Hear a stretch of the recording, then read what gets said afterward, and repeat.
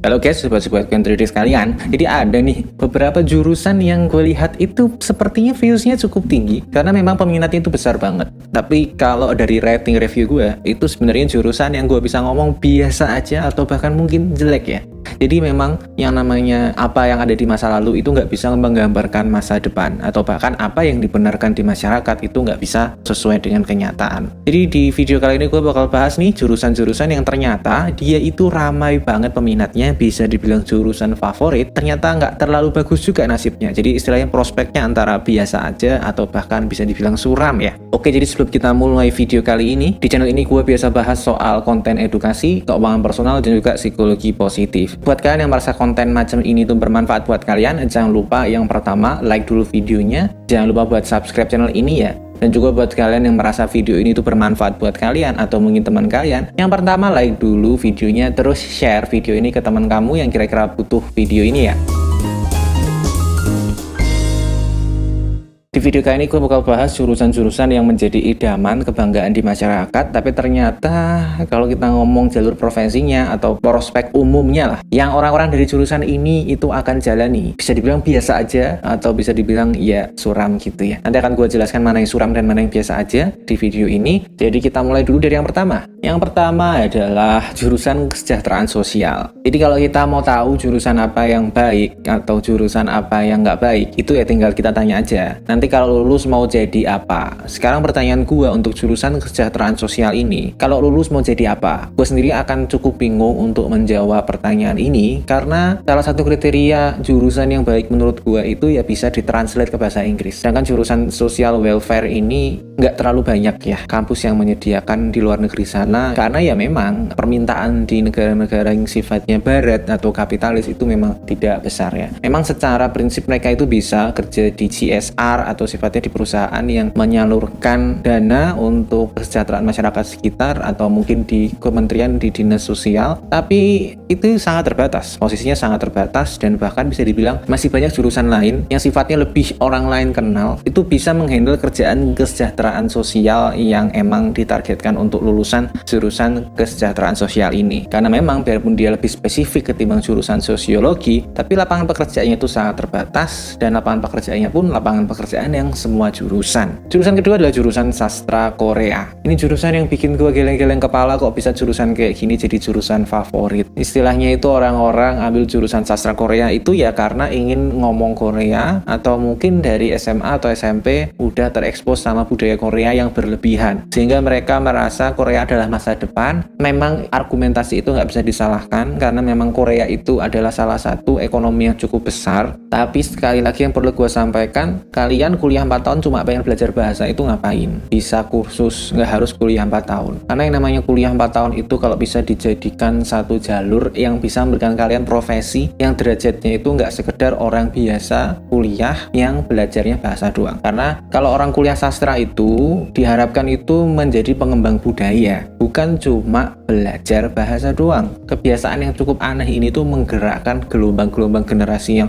sangat suka dengan BTS ini, itu menjadi mengambil keputusan yang sifatnya itu cukup aneh kalau gua ngomong, karena ini menyangkut masa depan mereka setelah 4 tahun kuliah itu mau jadi apa. Karena sepemahaman gua ada juga sih orang-orang yang emang bener kuliah sastra Korea, mereka kerja di Korea jadi apa? Ya jadi frontliner di bank. Padahal mereka kuliahnya lama di kampus yang istilahnya cukup bergengsi, tapi mereka bekerjanya untuk pekerjaan yang tidak membutuhkan keahlian khusus selain bisa bahasa Korea. Selanjutnya adalah jurusan sastra Inggris. Jadi sastra Inggris ini memang gue bisa ngomong jurusan yang dari dulu sampai sekarang itu nggak pernah berubah peminatnya. Kita dengar istilah globalisasi gitu ya, sehingga globalisasi di mana semua orang harus bisa bahasa Inggris, sehingga jadi banyak juga orang yang tertarik kuliah sastra Inggris supaya bahasa Inggrisnya bagus. Sekali lagi sama sih seperti yang gue sebutkan sebelumnya, tapi memang ini lebih mending karena bahasa Inggris adalah bahasa global, bahasa yang dipakai semua umat di muka bumi ini supaya bisa berkomunikasi satu bahasa, mereka pakai bahasa Inggris. Jadi lebih better ketimbang bahasa Korea ya, karena bahasa Korea adalah bahasa pop yang tidak bisa menjamin bisa membayar kalian. Tapi memang yang namanya sastra Inggris ini lebih terpukul lagi karena orang yang bisa bahasa Inggris itu kan banyak sekali ya. Jadi memang kalau kalian ngambil jurusan sastra Inggris ini akan lebih membutuhkan keahlian. Kebanyakan dari lulusan sastra Inggris ini akan ngambil konsentrasi penerjemahan supaya mereka lebih punya keahlian yang bisa dijual secara profesional profesi, yaitu sebagai translator. Biarpun sekarang cukup banyak posisi dari jurusan sastra Inggris khususnya untuk konsentrasi penerjemahan ini, tapi ya memang pekerjaannya itu bisa dibilang nggak terlalu istimewa. Dengan kondisi di mana sastra Inggris ini jadi jurusan yang cukup favorit, harusnya kecerdasan kalian itu bisa mendapatkan kalian pekerjaan yang lebih baik daripada istilahnya sekedar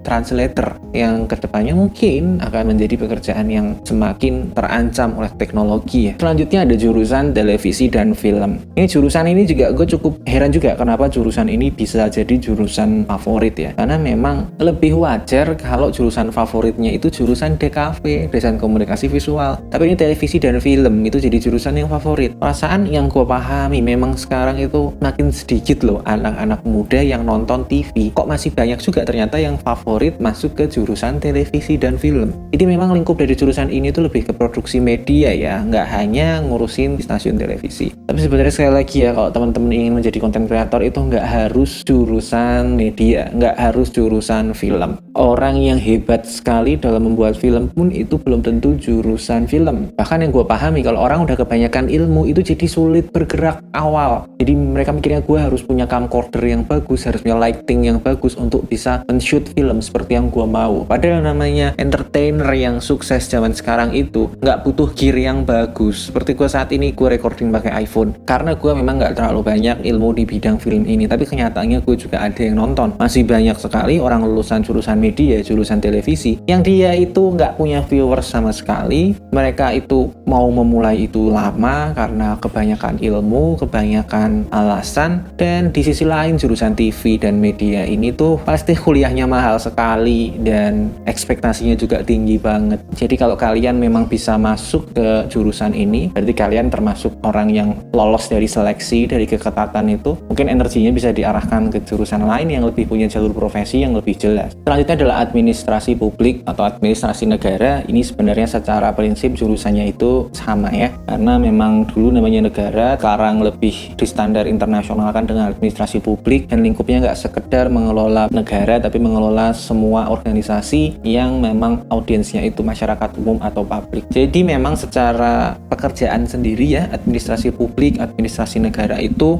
memang ditargetkan untuk menjadi PNS. Tapi kenyataannya yang namanya posisi PNS itu sangat terbatas, dan lulusan dari jurusan administrasi publik itu besar banget dari tahun ke tahun. Bahkan nggak cuma perguruan tinggi negeri yang mencetak lulusan administrasi publik, administrasi negara, bahkan universitas terbuka sebagai universitas yang paling banyak mahasiswanya itu juga punya jurusan administrasi publik dan administrasi negara yang secara jurusannya bahkan malah dipisah. Jadi mereka semua ini sudah ditargetkan dari awal, gua kalau kuliah di sini mau jadi PNS. Tapi nanti waktu bukaan PNS, satu batch 1000 lulusan administrasi publik. Padahal dari kampus itu mungkin ada 5.000, 6.000 per tahun yang lulusannya. Mau kerja jadi apa? Ya seadanya. Biasanya lowongan semua jurusan. Karena yang namanya administrasi publik itu kalau kerja di perusahaan kan sebenarnya perusahaan itu bukan institusi atau organisasi publik. Mereka itu institusi atau organisasi yang sifatnya private atau dimiliki seseorang. Nggak cocok banget sebenarnya orang administrasi publik itu kerja di perusahaan. Tapi ya karena kondisi akhirnya mereka masuk ke situ, masuk lowongan semua jurusan. Kalau sekarang administrasi publik itu jadi jurusan yang favorit,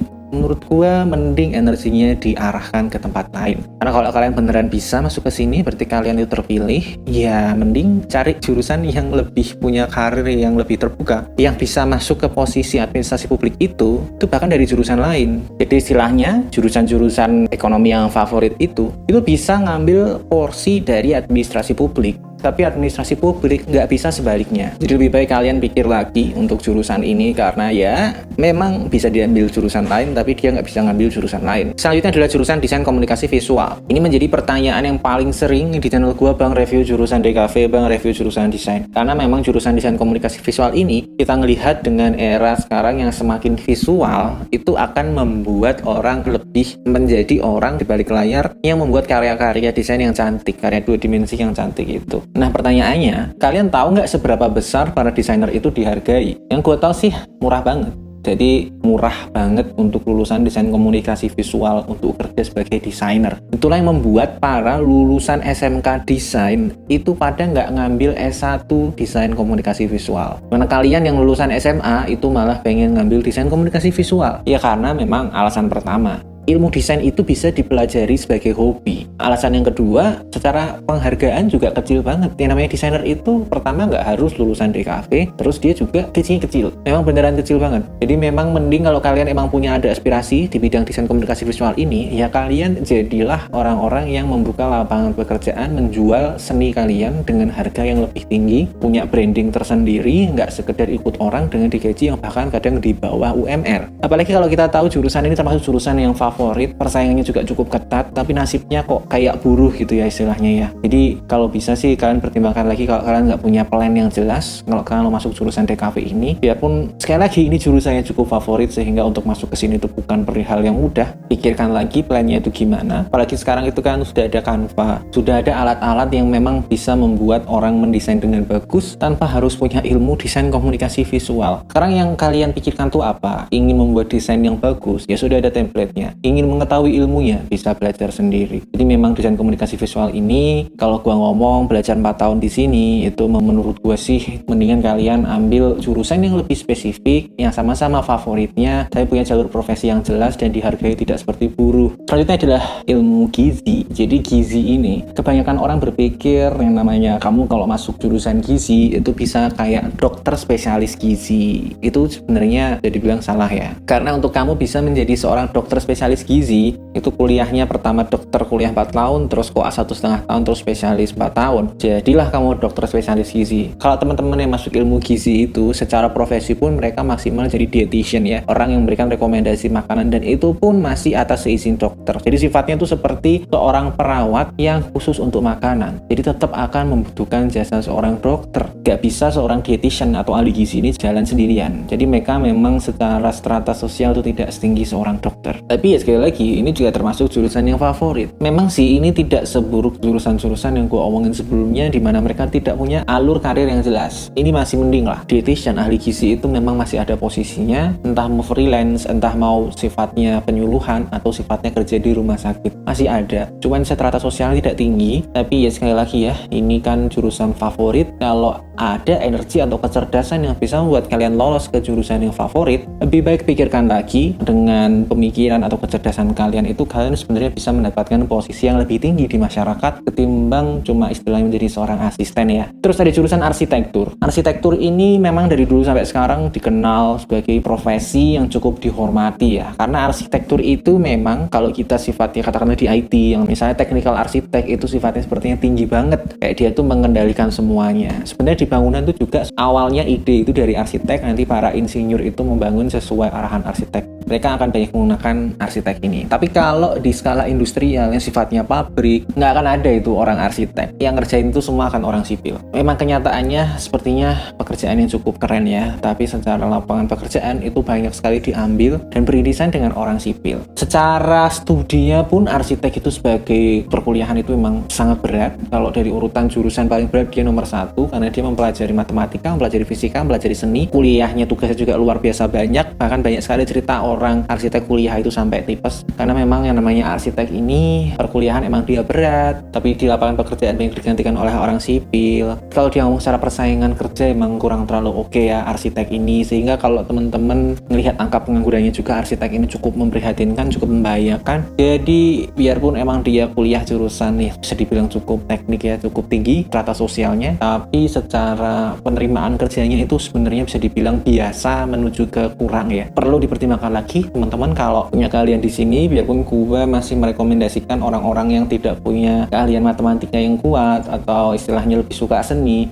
untuk masuk ke arsitektur ini, karena biarpun berat tapi kalian akan bisa lulus dan nasib kalian akan lebih baik ketimbang kuliah sifatnya di kesenian yang memang mereka itu sudah butuh ijazah, tapi kalau menjadi arsitek masih butuh ijazah. Jadi memang rada mix up ya di sini arsitektur. Selanjutnya ini adalah jurusan yang mohon maaf banget termasuk jurusan yang sangat favorit ya, itu adalah jurusan farmasi. Jadi jurusan farmasi itu gue bisa ngomong ini jurusan yang memang kalau di luar negeri mungkin penghargaannya akan sangat baik, karena memang farmasi ini ya mereka diserap dengan baik. Dikala mereka pensiun mereka bisa bisa buka apotik. Tapi di sisi lain, masih banyak sekali yang bekerjanya itu standarnya di bawah buruh. Mereka kerja kadang di bawah UMR. Mereka tidak punya standar orang-orang ini, khususnya yang belum jadi apoteker ini, untuk penggajian yang baik. Dan secara kemungkinan otomasinya juga cukup besar ya. Jadi teman-teman ini kalau lulusan farmasi tok tanpa jadi apoteker, itu cukup terancam dengan perkembangan teknologi. Secara pekerjaannya juga bikin stres sebenarnya orang farmasi ini. Sangat membosankan pekerjaannya. Kalau teman-teman bisa tahan dengan nilai minus yang gue sebutkan tadi, sebenarnya yang namanya lulusan apoteker ini dibandingkan dengan semua jurusan yang gue sebutkan sebelumnya, ini sebenarnya masih mending. Tapi ya sekali lagi ya, kerjaannya tuh benar-benar bikin stres banget. Terus gajinya juga, aduh kasihan juga ya kalau kita ngomong dengan keketatan yang tinggi, masalah masa depan finansial ekonominya tuh juga kurang. Polanya juga panjang kalau jadi apoteker, tapi ya sebenarnya secara nasib juga nggak terlalu oke. Kalau bisa yang lain ya, jurusan medis tuh ada cukup banyak, biarpun apoteker itu penghargaan di masyarakat tentu saja berbeda ya. Jadi bilang hampir mirip dokter, tapi ya secara ekonomi akan emang kurang. Emang inilah driving yang paling membuat lulusan apoteker ini cukup merana. Terus yang paling penting juga tentu aja ini kuliahnya susah banget. Jadi mungkin kalian pertimbangkan lagi, kalau tidak punya plan jadi apoteker, kalau bisa jangan dulu. Kalau sudah siap jadi apoteker barulah ambil farmasi ini, karena biarpun kalian jadi apoteker pun juga nasibnya juga tidak terlalu oke. Terus yang terakhir, mohon maaf juga, ini termasuk jurusan favorit banget dari semua jurusan sosial. Iya, ini jurusan hubungan internasional. Jadi jurusan hubungan internasional itu bisa dibilang seperti jurusan komunikasi, jurusan public relation yang dikasih perhiasan internasional. Tapi secara prinsip ya, aku bisa ngomong yang namanya jurusan hubungan internasional itu adalah jurusan komunikasi yang lebih susah karena isunya isu internasional. Tapi secara prinsip kerjaan nggak beda jauh. Hampir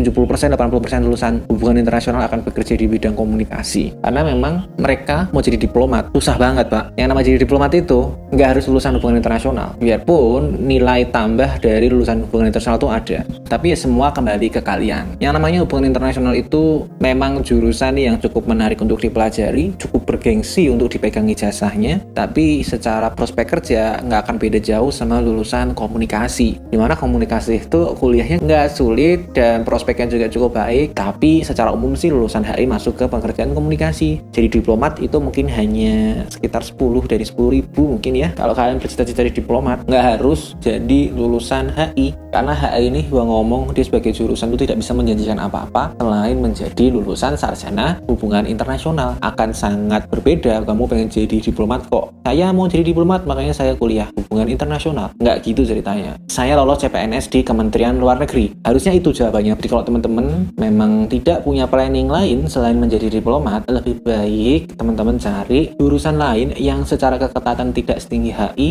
tapi punya prospek yang bagus, kampus yang lebih bagus, yang itu lebih memungkinkan teman-teman bisa masuk di Kementerian Luar Negeri. Oke, jadi list jurusan gua yang cukup toksik kali ini, itu gua cukupkan aja. Kalau kalian ada pertanyaan, jangan malu-malu tulis aja di komentar. Kalau kamu merasa cocok dengan isi dari video ini, jangan lupa buat like, share video ini, dan juga subscribe channel ini. Buat kamu yang merasa video ini nggak sejalan dengan pikiran kamu atau jurusan kamu ada di list ini, ya silahkan aja kalian benci channel ini, dislike video ini, gue nggak apa-apa. Gue ucapin terima kasih buat kalian yang udah nonton video ini dari awal sampai akhir, dan see you in the next video. Bye-bye.